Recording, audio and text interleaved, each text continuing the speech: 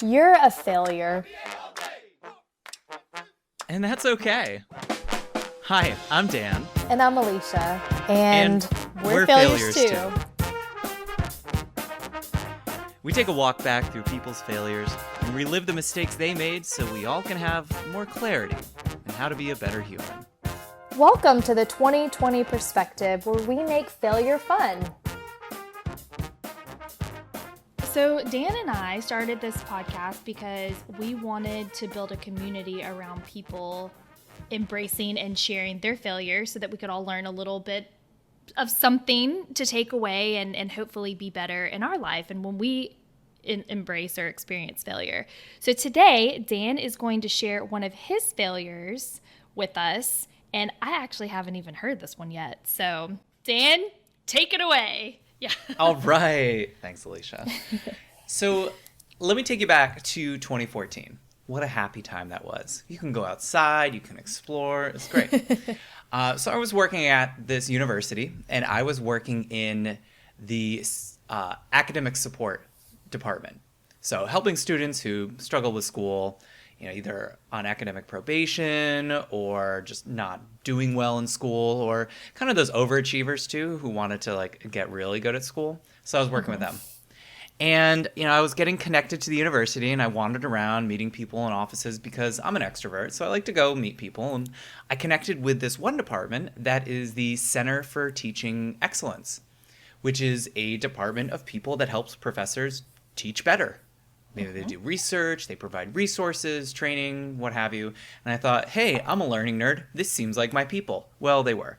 And one of the people I connected with, they said, hey, we're running this program where we're giving funding and support to create learning communities. It's just a bunch of people around a central topic. It's faculty, it's staff. We have some budget, and it's helping people foster curiosity and innovation. And I was like, well, that tickles my bones, but I don't even know. Right up your alley. It's right up my alley. What would I do? What's out there? And they said, you should just run one. You like games, right? You should do one on games and learning. Did you know, and this shocked me, did you know that there is a professor who is a video game scholar? And I said, no. You can't. You don't have brain explosion. Scholarship on video end. Games, of course, yeah. And there's scholarship on anything nowadays. But at that time, I was like, no way. And they said, yeah, and she teaches here. And she's really engaging and really cool. Her name's Nina Hunteman. She's super cool. You should connect with her. And I said, okay, that could be fun. And so I met up with Nina, and we hit it off. We had a great time. We were like, let's totally do this. We'll do a learning community on games and learning. We're going to call it Gameful Learning.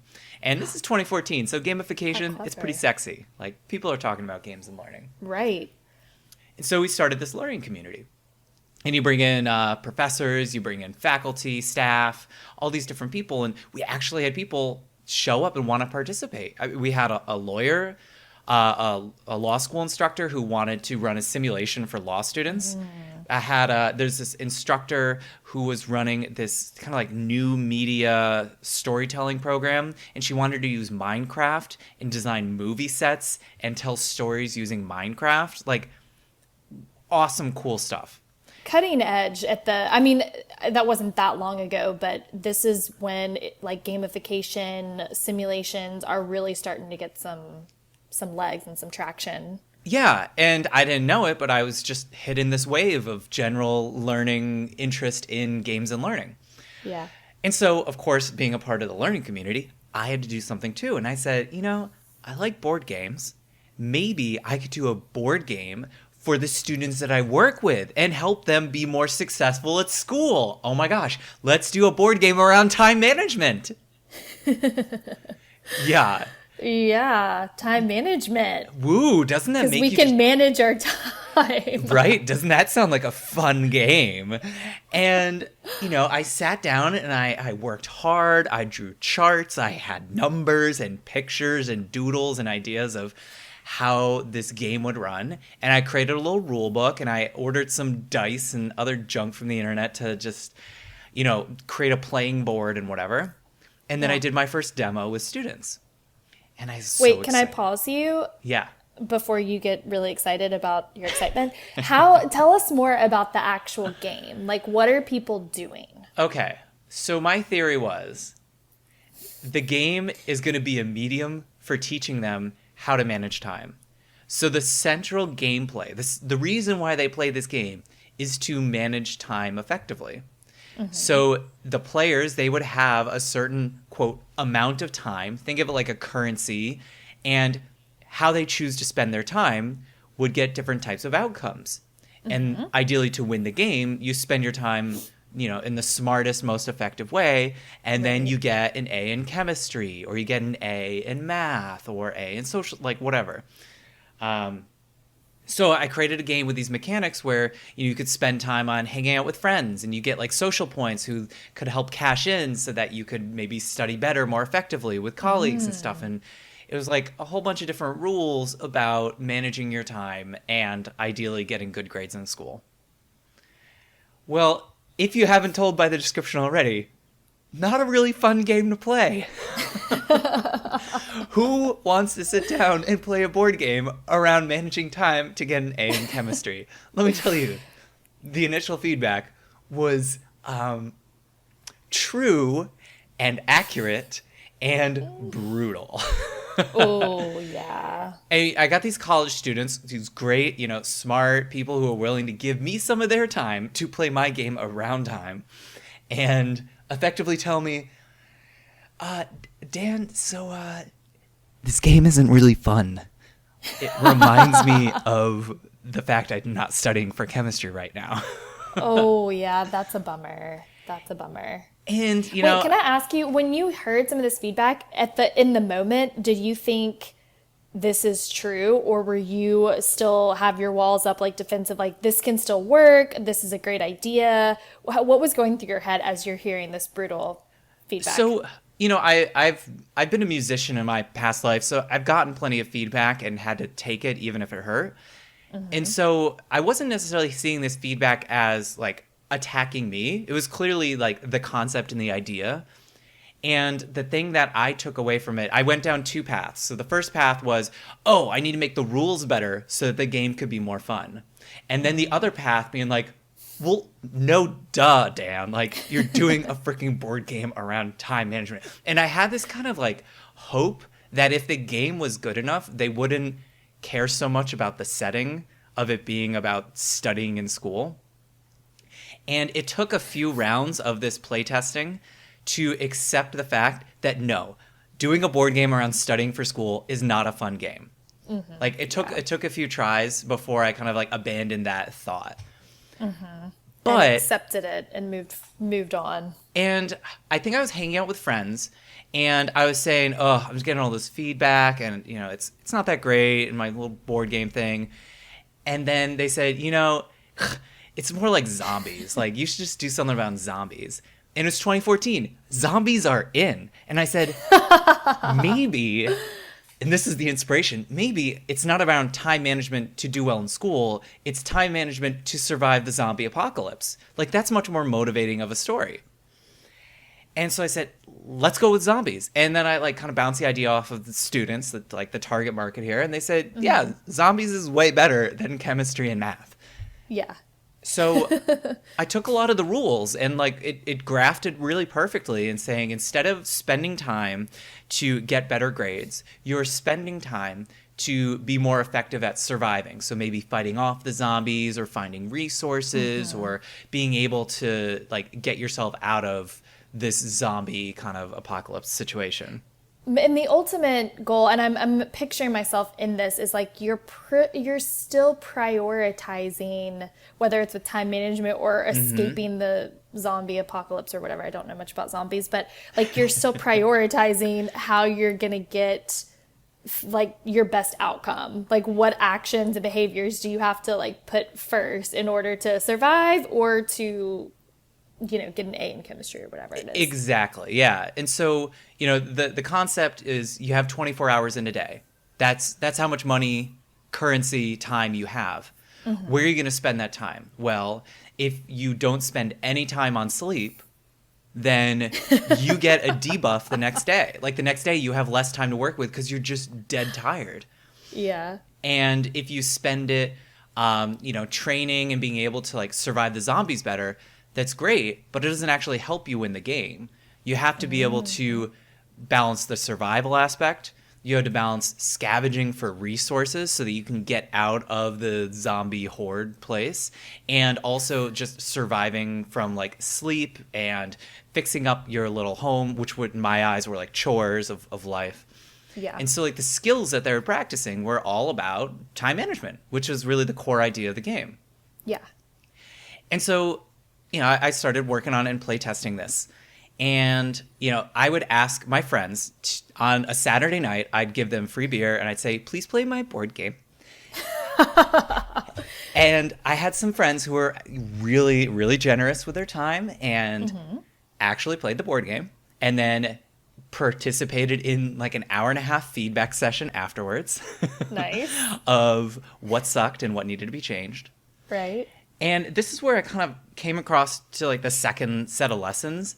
Not only does the packaging matter, but designing a game is really hard. It is very hard. Designing, like thinking of all the different ways that someone could break the game and always being surprised that someone thinks of a new way to do it. And I would, have these people play the game, take notes, and watch them break my game. And then I'd go back, reconfigure the rules, ask another group of people to play the game and try and break the game, and they would break the game. And at the same time, I'm working with an artist to help design art, because I learned from the first lesson that studying in school is not fun, but zombies are fun, that we need to have good art to make them want to play the game. And so I had this poor artist that I'd paid her from the budget line for this learning community. And, every other week we'd get together and she would say, so I made all these pieces of art. And I said, that's great. So I changed like 12 of the rules. And so now we have this different thing. And so could you take that art and change it? And she's like, oh, okay, fine. And then 2 weeks later, hey, can you change that art again? Because now we have a game board that has walls. Can you design walls? Ooh, she's like, yeah. okay. And so that went on for months. Like how many months are we talking about here? Like So 6 months? So this comes on to the third failure, was it went on while I was still working at that job. So I was doing this for probably, I want to say like 8 to 10 months, from first idea to getting institutional review board approval, to getting the budget, to getting the artist, to design the first round of the time management for school, which sucked, and then designing the zombie version and iterating on that. That was about like 10 months. And then I got a new job. Oh no. And then I was like so much more invested in this new job. And I had this like tail responsibility of like wanting to finish the board game, but having no urgency or expectations to do anything about it because the artist was already paid. None of my friends wanted to play the game anymore. I was starting a new job and I wasn't teaching or working in this academic support center. So the core purpose of why I was doing it was now just more like egalitarian, like let's just make the world a better place. Board game around time management. And so that's where the board game ends. Like it is in my basement right now, just kind of like festering away and slowly molding because it's just not a priority to work on it anymore. Yeah. And I don't see a reason to follow through on that dream. So, like, I learned a lot out of the whole design process. I just don't have an outcome because designing the game is still so hard. It still needs so much more work before I could say it is a playable game, like that you could just, like, play. So you had failures within this process, but the game itself is not necessarily a failure. It's just like so many of the projects that we start and we never really finish. I have a ton of those. So what did you learn about yourself throughout some of these mini failures within this big project? So I learned a lot about kind of how people think and how games work, and then what motivates me around designing things that make people engaged. So, and this came as a result of a lot of the readings to help make this learning community go. So Nina, my partner, and I, we found a lot of articles around games and learning. And so I learned a lot while reading these articles. I mean, I'm working with a video game scholar. Like, she knows what's up. Her stuff, yeah.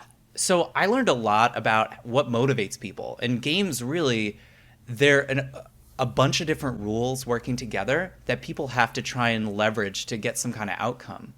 And when I start thinking about what motivates me is I love making people excited and giving them either a batch of rules or a new experience or a story or a game even that makes them want to engage with learning. And I've taken that a lot more as kind of like a personal philosophy here, is helping people be engaged and be excited about learning. Like, you may not be super jazzed about time management for getting an A in school, but maybe you will do that with zombie survival, and the skills will transfer so that you could be more successful in school, and then hopefully long term get those outcomes of being successful in work and in life and figuring out how to just manage your life. Yeah. It gets me jazzed and bounce out of bed in the morning. Well, I know that you are a jazzed and energized learning professional because I know you. So how did you take that like you basically created early in your career your mantra for how you were going to like perform in your professional life? And so how have you directly applied some of those lessons into future work and some of the like more recent jobs that you've had, or even running your business now? So learning from the study skills to survival skills, packaging matters. So how things are packaged changes people's interpretation of what it is. And if they interpret something differently, it is a different thing. So when someone has to learn something, if you say, hey, you need to learn this because it's important, and it's not really important to them, they're not going to engage with it. It's packaged wrong. But if you package it in a way that says, hey, this is a really fun thing, and you might actually learn something from it, and here's how you play. And then they say, yeah, okay, I'll play. I'll give it a shot. And then they engage with it, and then they learn something, they get something out of it. Like, all it took was a different positioning. And the packaging changes the entire experience. It changes the outcome. It changes the outcome from someone not being able to manage their time to someone being able to manage their time in a game and then being able to manage their time. It's just the packaging. Now, the packaging is freaking hard. That's the other thing, is figuring out what makes people excited, challenging. When you think it's super exciting, you realize how big of a nerd you are, and nobody else freaking cares. Right. It's so what you're saying, to what I'm understanding, is the packaging is really the WIFM. It's the you know, the WIFM. It's what's in it for me. But the me is the customer, the client, the whoever. And like, I know that personally, I've had really hard time learning that. You have to angle, Alicia, whatever it is for the customer, because if you don't give them the WIFM, the what's in it for them, for me, then you've lost them before you've even started. You have to help them. You have to help paint a picture for them that's so vivid and crisp to say, I'm going to walk away with this solution to my problem, or this idea that's going to help me, unlock all the doors of what I've been trying to access. And if you can't get there, then it's a fail. So I'm going to agree and disagree, because Ooh, let's hear it. So as part of the readings for this learning community, we read, I think it was some article about the difference between pedagogy and andragogy. Pedagogy being student learning techniques, student learning really focused on youth, and andragogy being adult learning and adult learning needs. And when you're working with students, you don't need as much of a what's in it for me, because they kind of accept the authority of the instructor, and you just tell them, we're now playing this game, and you will play this game, and therefore you will learn how to manage your time. Right. When you're working with adults, though, they're a little bit more suspicious. So they say things like, what's the end state here? Where am I going with this? And that's the what's in it for me. And that's one of the core pillars of adult learning, is making sure that people can see the application of the content in their own work, their own life, see a meaning to that.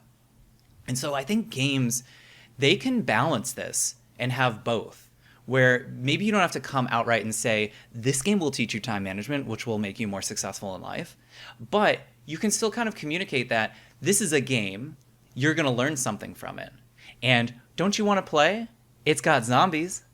And if you can get over that threshold of resistance that adults tend to carry, then once they get into the game, if it's a well-designed game, they lose track that they're actually playing the game. They really focus on the rules and how to play, and like, oh, we got this wave of zombies coming, how are we going to solve this immediate problem, blah, blah, blah, blah. And then the reflection piece after playing the game is, oh my gosh, this was all about time management. I see, I don't sleep 7 hours a night, so therefore every day I really only have 15 hours to spend because I'm not spending my time effectively. Yeah. And rant over. Learning nerds. I totally get what you're saying. One of the things that has been drilled into my head in my last job was adult learning principles. And whenever we designed any type of learning content, we always had to think, people are coming to us with all these barriers to learning. Like, why am I here? I'm spending my time that I could be using elsewhere. They need to know up front, like, what is their takeaway, or why should they perk up and like be part of this? They have to know, you have to like capture them so that they're engaged and they're thinking this is worth my time, and they're going to actually walk away with some kind of takeaway that's going to help them move the needle in their performance or in their work in some capacity. And games are a great way to do that. It is so funny if you put in some type of competitive piece in learning with adults, they are like children. They are so jacked up. I can only imagine. I actually have played a board game kind of recently, and everyone was super engaged. Yeah. The topic was kind of depressing, but we won't And so go there. I think this experience helped define my philosophy a little bit of being a learning professional, being a learning nerd, is that, I recognize the adult learning principles. Like, the theory matters. There has to be a what's in it for them.